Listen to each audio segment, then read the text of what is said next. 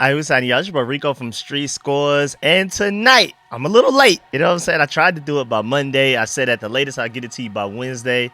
It's 9:30 p.m. Wednesday. Still counts, but I can admit I'm a little late. And from now on, I want to try to do a mock draft every Monday so we can have mock draft Mondays. So just stay tuned for that. But here, I have different themes and purposes and goals and concepts with every mock draft that I do. Now, of course, my greatest purpose of a lot of these mock drafts are to put y'all on to some of the players that I've noticed so far through the college football season.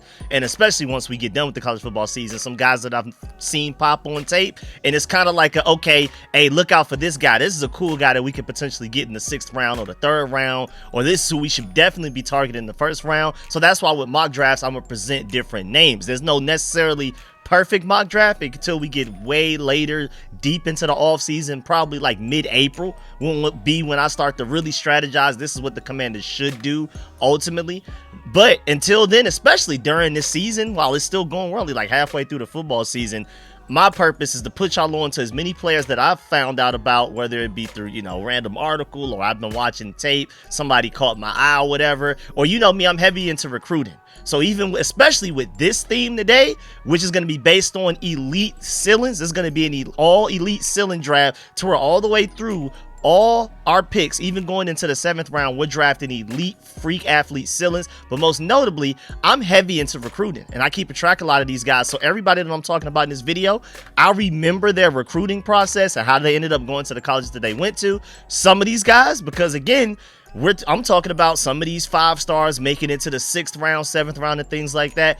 Things happen. Maybe if they go to the right NFL program, hopefully that's the Commanders, somebody can bring out that 5-star talent that they had in high school. So again, I haven't been on my scouting stuff as much as I normally do because I've really expected us to go far this season. Without the injuries, I still feel like we had a playoff caliber team.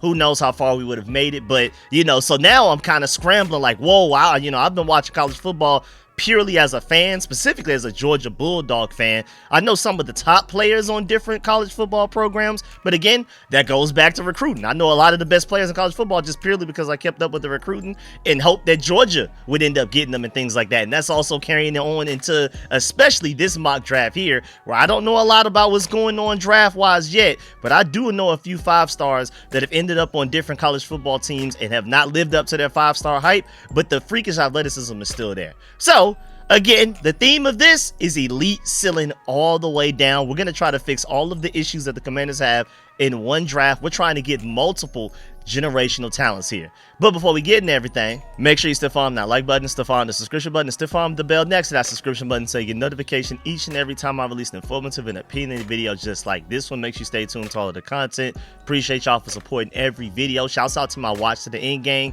All of y'all that watch these videos all the way through, y'all are the goats, man. Really appreciate y'all. Shouts out to my late night crew that I'm recording this at 9:30, probably be out to y'all by like 11, probably 12 a.m. So shouts out to my late night crew that's going to be putting in the vampire hours. And then of course, shouts out to Noti Gang that's there immediately when I release these videos. Y'all are goated as well. Without further ado, let's go dive into this video right now, man. Let's get it. Adam.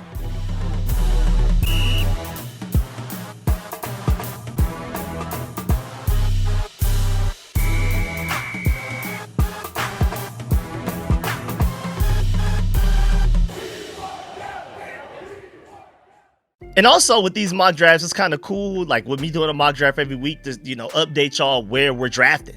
You know what I'm saying? Right now, we currently have the 8th pick in the 1st round, which means we have the 72nd pick in the 3rd round and the 148th pick in the 5th round, and so on and so forth. And, whether we win or lose, we're more than likely going to move. We're going to move up if we lose against the Dolphins. We're going to move back if we win against the Dolphins. And, every week with a mock draft, we'll have a different pick. So that also could end up providing, more context as to why we took a specific player. Because now we're not in reach of that other guy. Like if we beat the Dolphins, we're more than likely not going to be in the range to be able to get the guy I'm going to give draft for us in the 1st round in this mock draft. So there's a lot of things that could change, but again, I want to have a different theme with every mock draft that I'm doing every week, at least some sort of a theme, or maybe we could repeat things. Maybe this could be like an elite ceiling theme 1.0. Then we can maybe like later on down the line, a few weeks from now, do another elite ceiling theme 2.0 or something like that. So just stay tuned. Probably going to rotate themes if I run out of themes to think of. But out of the way, also another important context before we dive into everything, I really want to emphasize that not only do I need to watch more tape on all of these guys just in general, because again, I'm behind. I thought this Commander season was about to be another special one. I thought we were about to go back to back potentially to the NFC Championship. So I wasn't on the draft stuff like I typically am since I've started my YouTube channel, where I'm already on it in October and already listening to podcasts, reading articles, watching all 22 tape of college games. I've literally only up to this point watched actual live footage of, like, of course, if Ohio State's playing a good opponent, of course I'm watching all of my Georgia Bulldog games. I watch big matchups, Miami versus whoever. Outside of that, I haven't just been purely with my scouting lens on yet. So that's already one thing. Let alone, most importantly, it's mid-November. We still have months of college football to go this season. So even like, we could evaluate somebody as of today, and things could change by the time we get done with the draft process. I mean, forget even the combine, the Senior Bowl, the East-West Shrine Bowl, and all of that type of stuff, or pro days. That's a whole nother monster of things can change. But even before then, we still have like a little less than half the college football season to go, period. Somebody can get better. Somebody can get worse. So a lot of weaknesses and strengths that we may even discuss in this video could change by the time this season even ends. So my main thing is, don't read into everything too much. Also, I'm gonna give you ceilings. This is an elite ceiling mock draft, so I'm gonna give you their ultimate ceilings. What could they end up being if they are the best that they possibly can be? And you know that is very rare for players to end up becoming with the best thing that they can possibly be. So I'm gonna give you these ceilings, but I want to preface with the fact that I'm not saying that these guys will literally be these guys. Like, I'm betting any money on the fact that these guys will be these guys, bro. I'm not saying that at all. But without further ado, with the 8th pick of the first round, I have us taking Ohio State linebacker slash edge, emphasis on edge rusher, Arvell Reese, and of course his ceiling is Micah Parsons. Shouts out to Mike Renner for pointing out the fact that Jalen Walker is already an every down difference maker on the edge despite never playing there full time in coverage. That lays the groundwork for Arvell being able to make a full time move to edge as well. And don't forget the Micah Parsons comp, because even going back to that, size-wise, the only difference between the two is that Arvell is just 1 or 2 inches taller than Micah Parsons. That's literally it. So if some people are wondering, again, maybe he's too undersized to be a full-time edge rusher, again, you're seeing Jalen Walker, and at the highest level, Micah Parsons. So you have Micah Parsons as the highest level that he can reach. You have a Jalen Walker as the most recent evidence and proof that he could translate immediately day one rookie season as a true edge rusher. Not only just getting after the quarterback, but setting the edge as well, man. I mean, this guy is literally, I guess the best way for Commanders fans to think of it, he's literally everything that we would hope Frankie Louvu would be good at, but better. Because this guy is technically an off-ball linebacker for Ohio State. He does not rush the passer very often, but when he does, he's very successful. He has like a 20-something percentage pass rush win rate or something right now. It's insane. Like, as of last week, before the most recent college football week, like before this most recent Saturday, he had 22 pressures on 71 rushes, I believe I saw somewhere. Like, if you consider him a full-time edge rusher, he's honestly my edge number one, even over Ruben Bain, especially since his arms are way longer. Like, Arvell Reese is the prototype. Now, granted, Ruben Bain is still a ridiculous edge rusher. His bend, his quickness, his pass rush moves, he literally has everything that you want except for arm length. Arvell Reese has the arm length. He may not have the pass rush repertoire of like a Bain just yet, but you can teach that, bro. And again, on top of that, remember, he's an off-ball linebacker. As of right now, in college football, if you watch Ohio State's games for the rest of this season, you're more than likely going to see him doing more off-ball linebacker stuff than you see him doing edge rusher stuff, which is also another reason why his comp to Micah Parsons makes so much sense, because coming out of Penn State, Micah Parsons was purely an off-ball linebacker. Micah Parsons rushed the quarterback and was an edge rusher, pure pass rushing edge rusher, even less coming out of Penn State than Arvell Reese has been at Ohio State. At least Arvell Reese does it occasionally for Ohio State, like definitely more often than Micah Parsons did with Penn State. And so if Micah Parsons can do it with less experience of doing it going from the college to the NFL, I think Arvell Reese definitely can. I mean, what was the edge rusher linebacker kid that got drafted by the Eagles? Like, Arvell Reese is a way better version of that too, bro. Like, there's so many comparisons we could get to where, like, Arvell Reese has every tool possible. I mean, again, if you want him in like a Frankie Louvu-like role where he's off-ball linebacker, he could be a will linebacker, he could be a Mike, your off-ball, whatever you want him to be, your Sam, or your full-blown edge rusher, bro. But I just personally, I would just go ahead and put him the edge rusher immediately. I don't want him in coverage ever, unless you have one of those frisky defensive coordinators that's even willing to drop like a Deron Payne in coverage. Then at that point, he's willing to drop anybody in coverage. But I don't want Arvell Reese with like a coverage label. Now, granted, he's solid in coverage. I would say that that's arguably his least strength. You know, I'm not going to say his biggest weakness because I don't feel like he has a lot of weaknesses. I feel like that's more of like a bad way to look at it. I feel like the thing that he's the least strong at is coverage. So don't ask him to do it a lot. He's solid though. He's better than what Frankie Louvu is in coverage. You know what I'm saying? So like, that's what I'm saying. It's not that bad, but he's just so talented and so deadly rushing the quarterback. I want him doing that every snap possible. I mean, you even see evidence of him being able to set the edge against the run. You see Micah Parsons doing it all the time. Again, you see Jalen Walker doing it, my boy out of Georgia.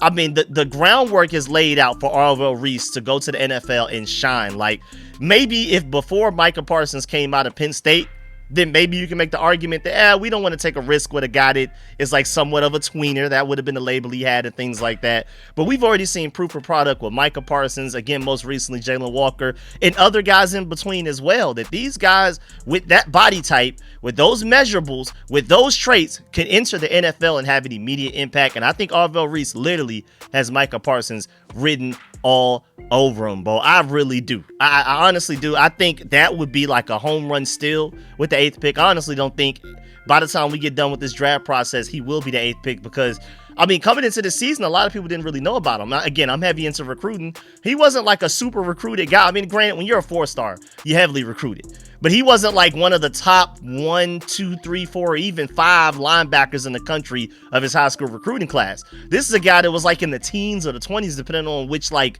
On 3, 247, ESPN, whichever one you're looking at. Like, he was a 4-star, but he wasn't like one of the top linebackers that everybody wanted. And even coming into this season, people didn't expect him to be this good. He just took this extra leap, and it took till like the last few weeks for people to really notice. I mean, I've been noticed because, again, even as a Georgia Bulldog fan, I watch a lot of Ohio State games because they have a lot of guys. We compete for the same recruits. Georgia gets some of the recruits that they want.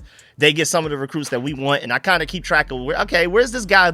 How has he been since he left? And Arvell Reese wasn't one of those guys, but, you know, naturally just watching Ohio State games to look at Caleb Downs, Jeremiah Smith, and those guys, you know, I've noticed that, honestly, he's popped on the tape the most out of any defensive player. I still think Caleb Downs is the arguably more generational talent. Like, I feel like there's less Caleb Downses in NFL history than there are Arvell Reeses, but Arvell Reese is still an elite talent. I still don't think he'll be there at pick 8.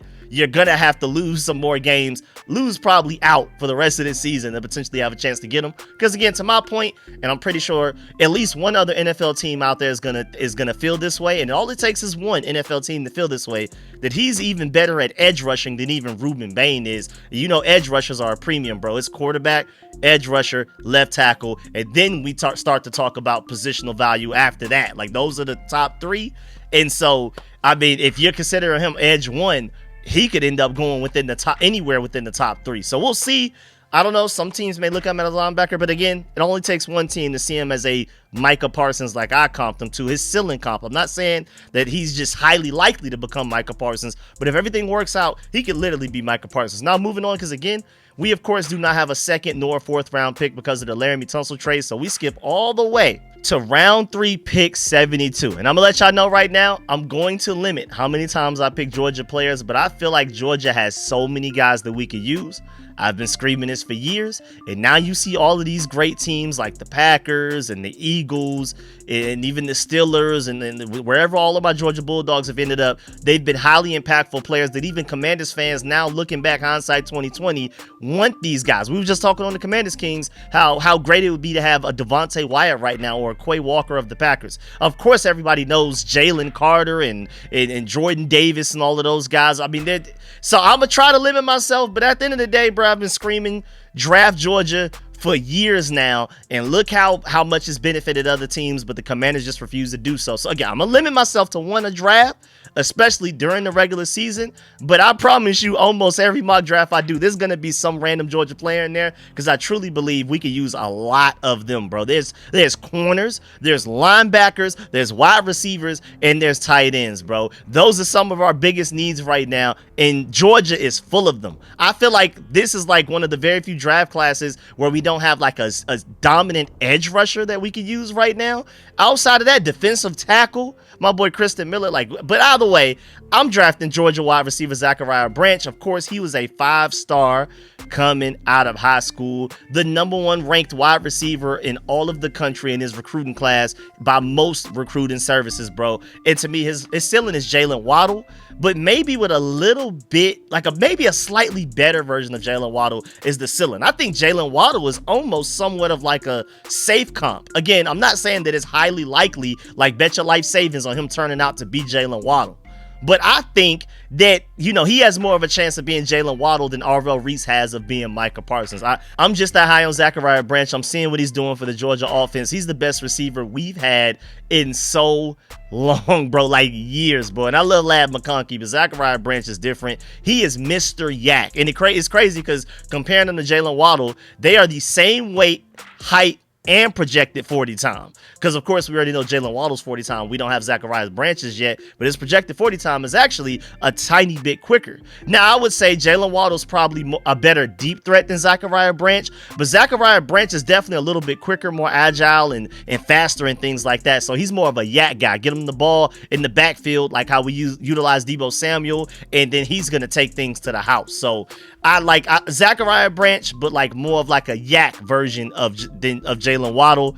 I think he's an elite talent, bro. The fact that his hands have improved since what he looked like at USC and even coming out of high school. I mean, you just can't teach his athleticism and change the direction skills, his acceleration and stuff like that, bro. He is the exact type of difference maker I feel like this offense needs, especially assume Deebo Samuel is not here next year. I hope he is. I want to re-sign Deebo Samuel, but I highly doubt it because whatever money he's probably going to ask for, Adam Peters and company probably not going to feel like it's worth paying him whatever that is. So I'm assuming Zachariah Branch, we would be drafting him to be our immediate wide receiver too. Then maybe you have like a combination of like maybe Traylon Burks is your 3, Luke McCaffrey's your 4, Jalen Lane is your 5. But I think you can survive that way, especially with how talented Zachariah Branch is. He's not getting enough talk. It's actually amazing to me because I feel like he's doing so much where you just get him the ball and he somehow turns it into a touchdown in situations that most other wide receivers cannot do. Of course, Cardinal Tate is the better route runner. Of course, the Jordan kid over there from Arizona State, he's the bigger guy that can go up and do contested catches. He has better hands and things like that. But when we're talking about give him the ball at the line of scrimmage on a screen and just watch out, it's the kid from USC, Concepcion, or Zachariah Branch. It's those 3 guys I feel like are the best 3 that I've evaluated so far. The best 3, give them the ball and they'll make something shape. They'll turn a lot out of nothing. Just give them the ball in the backfield, whatever it is, reverse his screens. You can literally utilize them like how you use Deebo Samuel. He's not as strong, but he's way quicker and faster. I'll tell you that, bro. I mean, if you want, you could do some Tavon Austin type of stuff with him. But at the same time, he actually is a nuanced wide receiver to where he can play in the slot and kill opposing defenses. He can play outside, bro. I mean, he's literally Georgia's best weapon, bro. And out of all of the great weapons we have, Noah Thomas is an absolute alien. I can't wait for y'all to find out about him. Absolute alien, 6'4", track speed, insane, and then insane hands, bro. I can't wait for Georgia to start to feature him more. I feel like honestly we're just saving him until we get closer to the playoffs, and we're gonna only really showcase what he can do when it matters most. I think we're keeping him in the refrigerator so the teams can't game plan against him. We'll bring him out when it's most required. But Zachariah Branch has basically been carrying our receiving core right now. London Humphries made a few catches, guys make catches, and now our freshman tight end Elias Williams is starting to make plays as well. True freshman. But Zachariah Branch is the passing game, y'all. I don't think y'all understand, bro. Gunnar Stockton looks as great as he does. He's playing very well. But the ability to just throw the ball sideways after you snap it and then Zachariah Branch can take it 60 yards for a touchdown is just unmatched. Because that also forces defenses to play up And then, because out of fear for that, and then you could just beat them deep with whatever route. Like having a Zachariah Branch on the field will make Terry McLaurin more open. Will make Traylon Burks, if he's here next year, more open. Luke McCaffrey, Jalen Lane, those guys will be more open because Zachariah Branch is required to be game planned against by opposing defenses. He has just too much athleticism. Now, before we move on to our 5th round pick, shouts out to Sleeper, man. With them, you have a chance to 1,000 times your cash on daily fantasy football, man. I know Washington football is getting a little ugly, but we can still have some fun because we still got to go out there and, you know, we got Marcus Mariota. You got hopefully a healthy Deebo Samuel. I think Bill may even bounce back, and I'm telling you right now, we may surprise some people. Now, I'm not necessarily promising y'all that we're going to win games, but I think we're going to be competitive, especially on the offensive side of the ball. And you can pick on stats for these offensive guys like touchdowns, passing yards, receiving yards, fantasy points, and more up to, again, 1,000 times your payout on Sleeper, depending on how you finesse it, bro, which means you can literally turn $1 into 1,000, bro, through Sleeper. And right now, new users can even get a free $20 without a deposit like you see on the screen right now, on top of the already 100% match up to $100 using promo code SCORE, that's SCORE, or you can just click the link at the top of the description of this video. And every video and live stream I'm doing all season, man. And again, with them, you can 1,000 times your cash. And just to take a quick look at like some fun that we can have, you know, I like to go to the NFL popular duos. I saw the one with the highest odds. It was like 17 point something. If you can get Travion Henderson to be the first touchdown of the Patriots-Jets game, you can get Devon A-Chain to be the first touchdown of the Commanders-Dolphins game, you could turn 10 into 138, 20 into 277, or $100 into $1,387, bro. And you only need it for 2 guys. You know, this is not like very, very likely, of course, but all you need is for 2 guys. And it's likely that Travion Henderson could score the first touchdown of the game. It's very likely that Devon A-Chan can end up scoring the first touchdown of our game. I would bet that the Dolphins are going to score before we score, right? And that I would bet if anybody were to score in the Dolphins first, it would be Devon A-Chain. So you saw Travion Henderson just rip off like a 60, 70-yard run. And so now he's starting to finally get going. He's gaining the trust of his coaching staff. Right now, bruh, if these 2 are the first guys that score touchdowns in their respective games, I mean, you can put something as small as $5 and get back nearly 70, bro. Again, shouts out to Sleeper. With them, you can 1,000 times your cash. Now let's get back to the rest of this mock draft. And now round 5, pick 148, the head case himself, Oregon defensive tackle Bear Alexander, bro. High 4-star. I argue coming out of high school, he deserved to be a 5-star, bro. And I mean, the best way to really comp him and the hype that he had coming out of high school, he was supposed to be our next Jalen Carter. But I don't know what's going on. While I'm thinking about it, bro, like what has been Bear Alexander's transfer history? While I'm thinking about it right now, bro, because he has been just about everywhere, man. As a matter of fact, so he already went to IMG Academy in high school. You know, he's from Texas. You know, that means like you're going to that high school specifically to play ball. He moved all the way from Texas to Florida. Then he went to Georgia. He was there as a true freshman. Again, he was supposed to be our next Jalen Carter. Then he transferred to USC out of nowhere, which caught us all off guard. Then he kept like committing and saying that he was going to go to other places through the transfer portal. He ended up, you know, staying with USC for at least 2 seasons. Now he's on Oregon.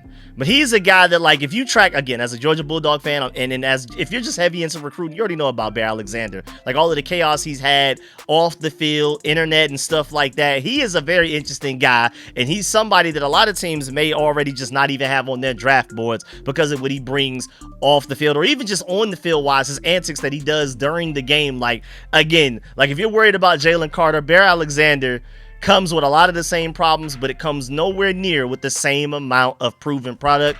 But when we're talking about talent and ceiling, bro, Bear Alexander, I mean, if there is a potential Jalen Carter in this draft, it may be Bear Alexander. He still has a lot of rawness to his game. You can tell from him hopping from team to team, coaching staff to coaching staff, he hasn't been able to get enough consistent coaching and development to where he should be, where he should have been by now. When I first saw him coming out of high school, he should be way better than what he is. But I feel like a team is going to end up getting a sleeper, potentially in the 5th round, where this guy has an elite ceiling, and then maybe not in his rookie season, but by his sophomore season, he's going to be a really good defensive lineman for you, bro. I mean, he has such a, again, He was supposed to be our Jalen Carter, bro. Like, we were so hype about him. We went from like Devontae Wyatt, then we were like, okay, Jalen Carter should be like Devontae Wyatt. Ended up being better than him after Jalen Carter leaves. Oh, we're like, okay, this Bear Alexander kid is next up. Like, he's the next one.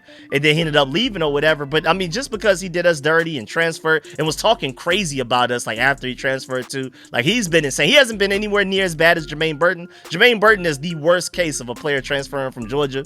But like, it was been pretty bad. And even with all of that, I would still be willing to draft him to the Commanders because he's that talented, bro. And we need defensive line help. Johnny Newton has not looked good at all, y'all. I'm not even sure if we're going to keep Daron Payne going into next year. You already know we've been lost Jonathan Allen.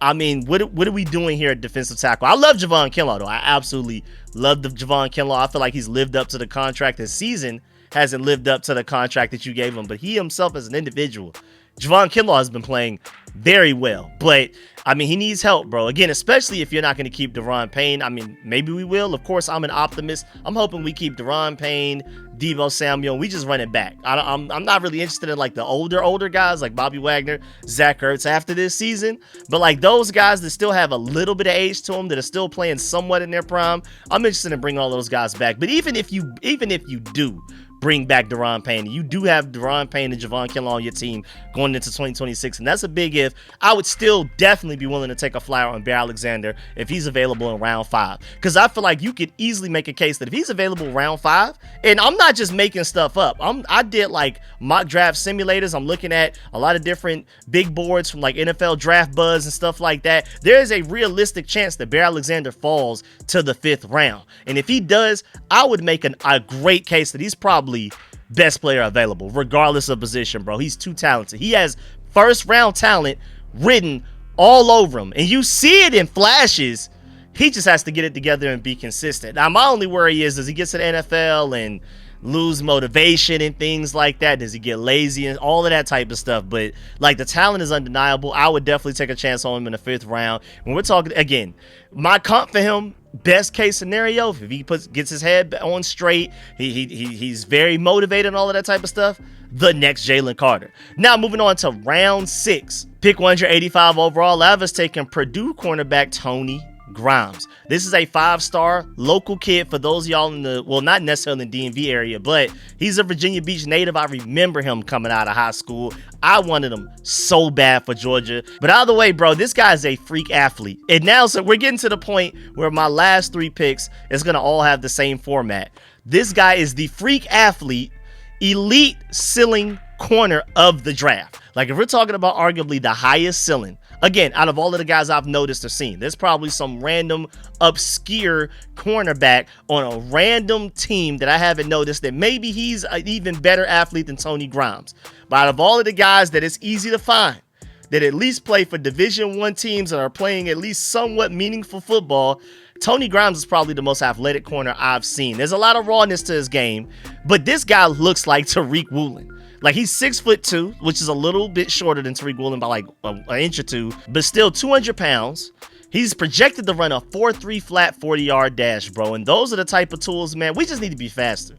Like, as much as I love Mike Sanverstill, a lot of time he's been beat this season was just from a lack of athleticism. Now, of course, play recognition will help a lot, but he's just getting beat because guys are just outrunning him.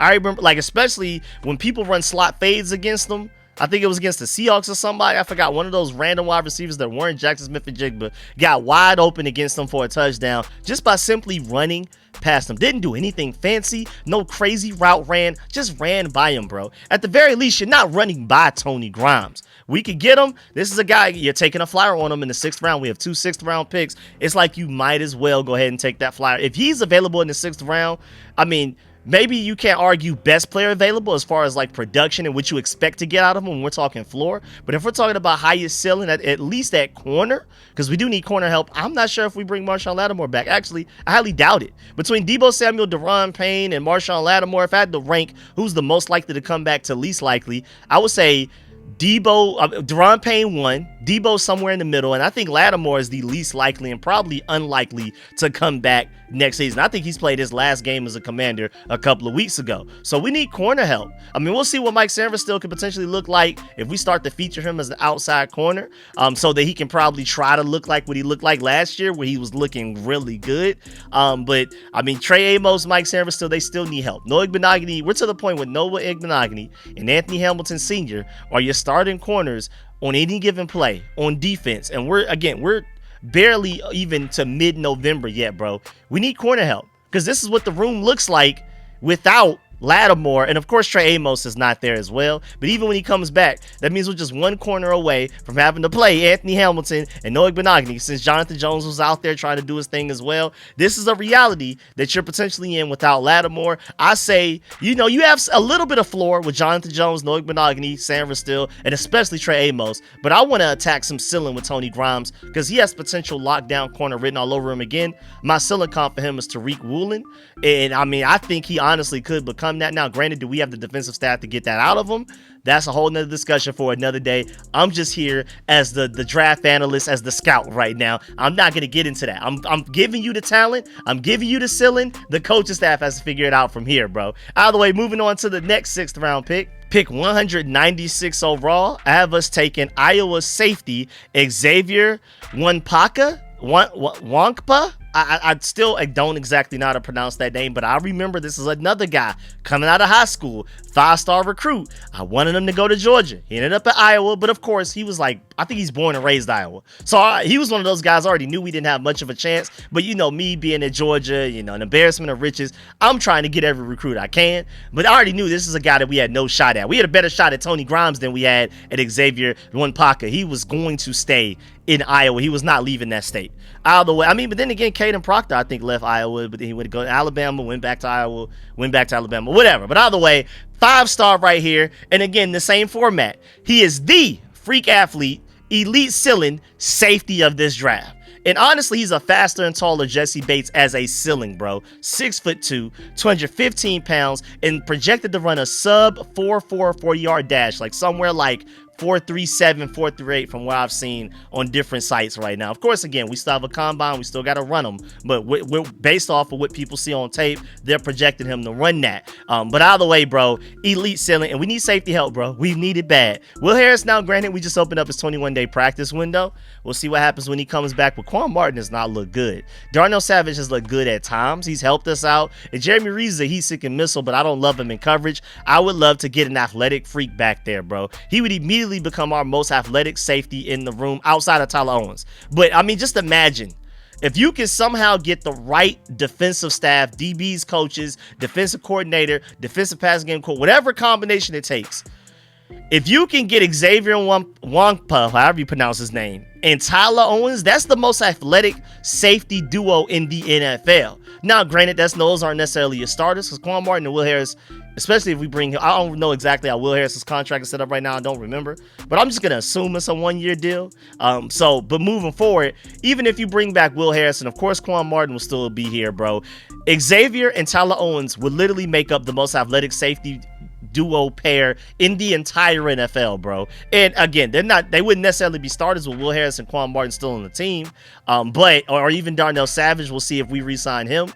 But bro, that the speed that, like, in certain packages you can have, hey, forget it, have Xavier, Tyler Owens, and Quan Martin on the field. Quan Martin, he's the more experienced guy because he's been getting a lot of safety work, and that's why I want to play Tyler Owens more this year. So by the time we get to 2026, Tyler Owens is more experienced and more nuanced to safety and things like that, bro. The speed and athleticism between those two, bro, it will be hard to throw the ball against them just purely off of, even if they don't recognize the play immediately, they'll have the speed to make up for it type of stuff. So we'll see, bro. I like Xavier a lot. Again, another guy.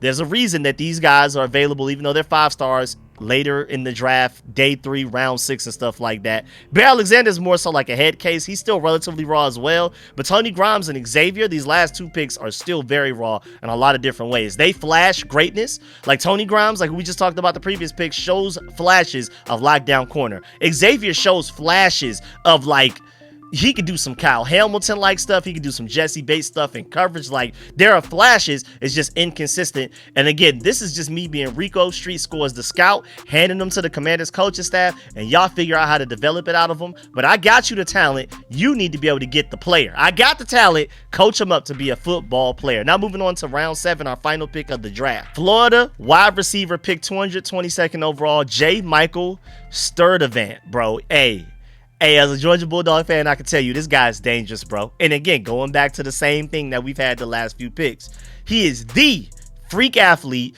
elite ceiling wide receiver of this draft. Now, granted, again, there may be some random guy out there that I'm not aware of. By the time we get to the combine, he will replace J. Michael Sturdivant as the super athletic, freaky, highest ceiling wide receiver in the draft class. And again, you got to remember, we're getting this guy in round 7. But this guy is ridiculously athletic. Like, he made Bruce Feldman's 2023 freak list at number 79. This was back in 2023. He's only getting more and more athletic as he goes. And Bruce Feldman said the 6'3", 206-pound sophomore is the most gifted wideout the Bruins have had in the Chip Kelly era. Because mind you, he was originally at UCLA, ended up at Florida this year. Sturdivant has topped out at a 23.2 miles per hour. And then he also benched close to 300 pounds and also squatted almost 400 pounds this offseason. Again, that was back in 2023, y'all. And again, this guy is ridiculously tall. He's 6'3", 200, nearly 10 pounds, running 23.2 miles per hour, bro. He will immediately be one of the fastest players in the entire NFL at 6'3", bro. This is a guy that I know you got Zachariah Branch already in the 3rd round. I know you already have Terry McLaurin. Again, I still hope you have Deebo Samuel. Luke McCaffrey's developing. Jalen Lane's developing. Hopefully bring back Traylon Burks. He keeps developing and can stay healthy. But man, we need some height. I really wanted to make sure I got us some height with a receiver, bro, because Noah Brown probably done in Washington. I keep forgetting he's even on the team, but I wouldn't be surprised if he returns sometime at the end of the season. But 2026 wise, I think he's gone. And again, even now Traylon Burks is out, but even if he comes back healthy, how much can you trust him to stay healthy? A lot of people are calling him Noah Brown 2.0 as far as health concerns go and being a big body receiver. But we just don't have height in this wide receiver room with Noah Brown out and probably not being here next year. Traylon Burks, not going to rely on him to stay healthy. Again, Zachariah Branch, just to let you know, he's 5'10". You know what I'm saying? And he will require defensive game planning to stop. But J. Michael is a guy that Jada Daniels could just throw it up there. And I really want to point out the fact that with him being so tall, 6'3", and having elite speed, that is like the ultimate combination for being a deep threat. Because speed is one thing, but as far as throwing the ball deep down the field, I don't think y'all understand how much it matters for you to not only be really fast, but to also be really tall and be taller than a cornerback. Jaden Daniels will be able to just take shots where the receiver isn't even open yet. Just throw it down there, see what happens. And he's the type of guy that will come down with it almost every time. Again, my Georgia Dog defense has had some slip-ups this year, but this J. Michael kid was one of the scariest guys we've gone against all season. I don't remember his stats from the game. He probably didn't have an amazing game statistically, but boy, if you watch the tape, he was open a lot, bro. We couldn't run with him, dog. We just can't.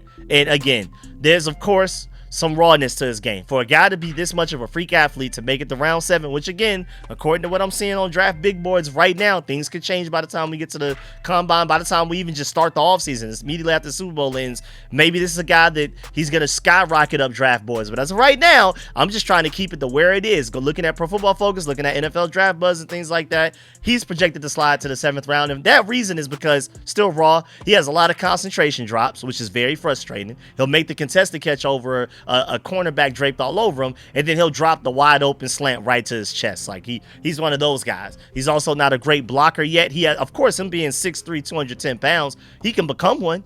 He has the strength and all of that in the build, the mold to become a great blocking wide receiver, which is important in a Cliff Kingsbury offense that wants to run the ball a lot.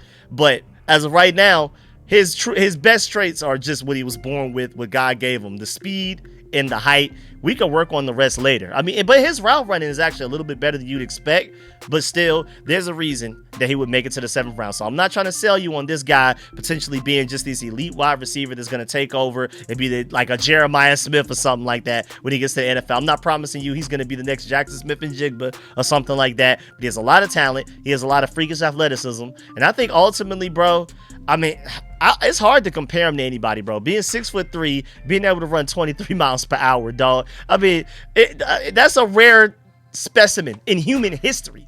You know, let alone the NFL. You know what I'm saying? So I don't want to say Randy Moss ceiling because that's just like insane. I'm already being extra generous with a lot of these ceilings, bro. But who else is just freakishly tall and can run 23 miles per hour, dog? This guy's basically as fast as Tyreek Hill, but is 6'3". Like, I don't think people are truly understanding what I'm saying. As a matter of fact, I just looked it up. Tyreek Hill's top speed recorded in the NFL game was 23.24 miles per hour. Again, I want to emphasize that this guy reached 23.2 miles per hour back in 2023, bro. Like, he's as fast as Tyreek Hill, but he's 6'3". There's a lot of rawness to his game, but if he's available in the 7th round, I beg you to take him, Commanders. At least just attempt to, bro. Like, just figure it out. I mean, if Wes Welker can get Luke McCaffrey to start looking like this, imagine what he can provide with the route running, the nuance and stuff like that to a guy that's already just this ball of clay that can turn into an elite wide receiver 1. And now also, before we get up out of here, again, I'm trying to reserve this to one Georgia Bulldog a game. I'm gonna go ahead and let y'all know now, in one of these upcoming mock drafts very soon, whether it's next week or the week after that, I am drafting Oscar Delp, bro, because we need tight ends in an insane ceiling of 6'5", 250 pounds, and projected to run a 4.5'2" at the slowest. Come on, dog. So again, I'm gonna keep it to one Bulldog with a maximum, but I'm already letting y'all know now, I'm definitely gonna have us drafting Oscar Delp at some point in one of these mock drafts. Probably be one of my trade downs. Stay tuned, because not only will I be doing like themes like elite ceiling and stuff like that, or the safest bets and stuff like that, but also want to do trade downs, maybe even get frisky, have some fun, do a trade up. And maybe in one of my trade downs, if we acquire like some type of 2nd round pick or an extra 3rd, maybe I'll take Oscar Delp there. But bro, elite ceiling, bro, we need a tight end like that. We'll just have to cover that in another mock draft, bro, because again, I promise y'all, I'm gonna keep it to one Bulldog a mock draft, bro, but you're gonna see one every one. But yeah, man, that's the end of this video. Please get in the comment section, let me know about everything discussed video. Please stiff arm that like button, stiff arm the subscription button, stiff arm the bell next to that subscription button so you get notification each and every time I release a informative and opinionated video just like this one. Make sure you stay tuned to all of the content. Shouts out to my watch to the end gang, man. Really appreciate y'all to making it this far in the video. Y'all are the goats, man. I salute y'all. If you're still watching me and hearing me right now, I appreciate you personally. Shouts out to my notification gang that's on these videos immediately. Shouts out to the late night crew that's going to be here watching this during vampire hours anyway. I'm still going to be up probably working on my next video, so stay tuned for that. I won't put it out necessarily tonight. Probably do it after like I go to sleep, wake up and all of that. But I'll be up with y'all. While y'all are watching this video, best believe I'm working on putting notes together for my next video. I'll probably go ahead and start on my next mock draft so I can make sure I definitely have it ready for y'all by Monday. Really appreciate y'all. Let me know in the comment section how you feel about all of these players that I took. Do you feel like it's realistic that we can land these guys? How do you feel about the ceilings I assigned to them? How do you feel about also the needs? Like I took a edge rusher in round 1, then a wide receiver round 3, defensive tackle round 5, a corner and a safety round 6, and then another wide receiver in round 7. Do you feel like that's the right way to go? Even if it's not those players specifically, do you feel like that's how we should prioritize our needs right now for this team? So let me know how you feel about everything discussed in the video. I'm gonna try my best to read and reply to as many comments as possible. Leave a like on the way out. I'm gonna catch y'all later. Appreciate y'all. I'm out.